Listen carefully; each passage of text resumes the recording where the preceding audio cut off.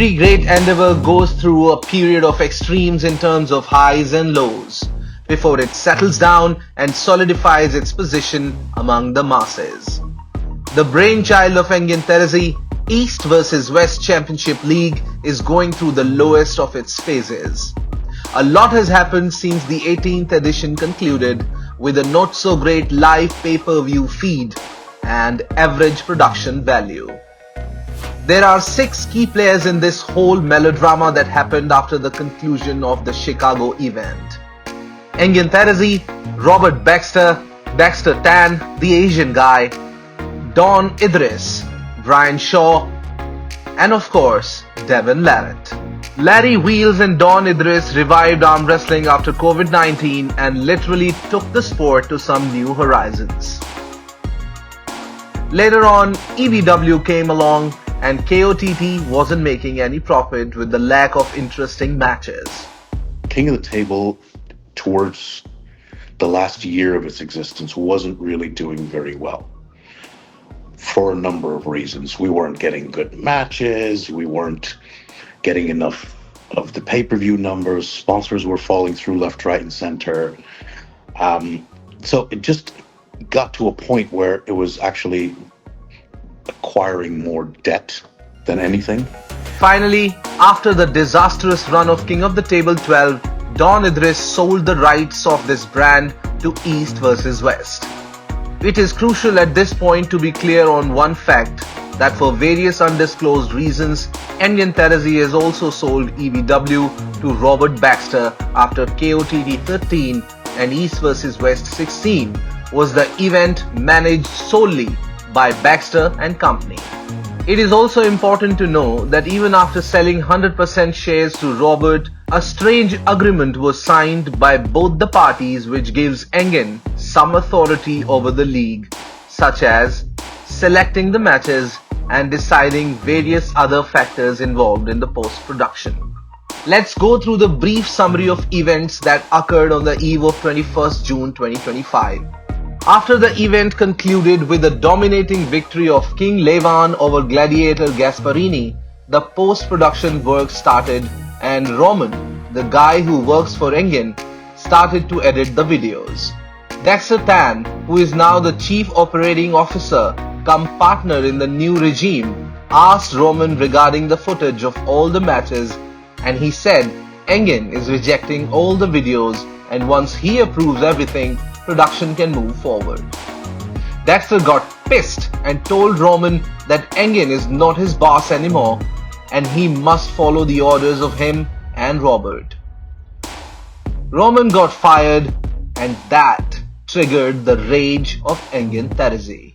During all this chaos, another player entered the arena who was going to change and challenge the authority of Engin over EBW. Brian Shaw took a last-minute flight to Chicago and invaded the East vs West 18 show, proposing to Robert Baxter a new well-furnished venue for the East vs West 19 in Colorado. Brian's proposal was to shift the venue from Azerbaijan to USA and have the well-equipped Shaw Classic Arena for East vs West 19. I've shared with him my intention to play my role in trying to take arm wrestling to the next level, give back to the fans, give back to the athletes, and we're doing it. We're doing it at the Shaw Classic. We're doing it August 15th, so it's going to go down in Loveland, Colorado. It's at the Blue Arena. Devin also gave a nod to his new friend's shining proposal. Yeah. Awesome. Awesome. Engin, however, got annoyed with this sudden change of strategy and pulled out of the league that very instant.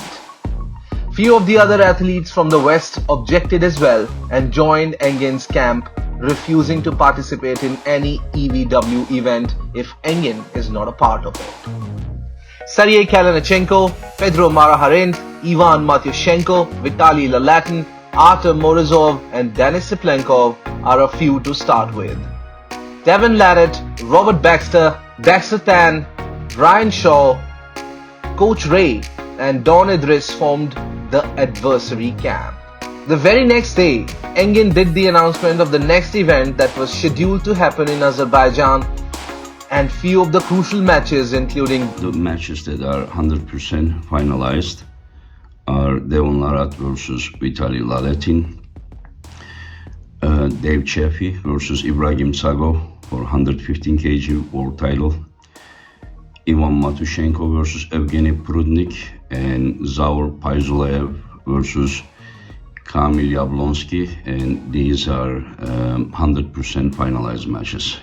all these matches hang in uncertainty, as it would be very difficult to provide visas to all the athletes for their US flights because of the ongoing war in the Middle East.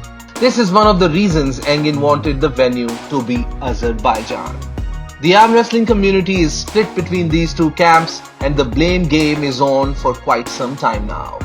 A large number of streamers and podcast guys are in favor of Robert's camp and blaming Engin for his rude and dominating attitude, while a bunch of elite athletes from the West are in support of Engin, giving him all the credit for the popularity of the league.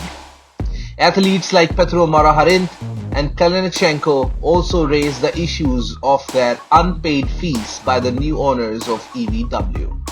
The poor production quality is also under scrutiny since Robert and company took over. Is there a villain in this plot, or this is all just a huge misunderstanding? Engin sold East vs West 100% to Robert Baxter, and now Robert has some visionary plans for the league to grow.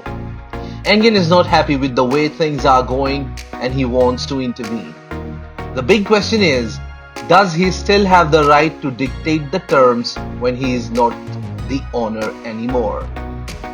The right approach could be that Engin must decide the card and leave the rest to Robert and Dexter. This will ensure a collective approach towards the betterment and growth of the sport. Engin, Robert, and I, we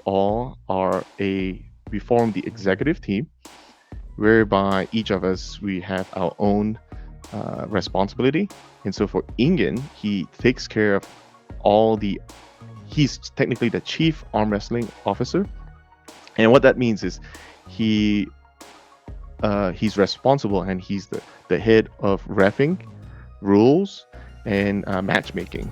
But things are not that simple in reality, it seems. Let's just hope that the winds of turmoil pass quietly and the ship of East vs West sails towards its destination with all the passengers on board. If you like my content and love arm wrestling, then like, share and subscribe. Keep healthy, keep hustling. This is Nitin Vats signing off.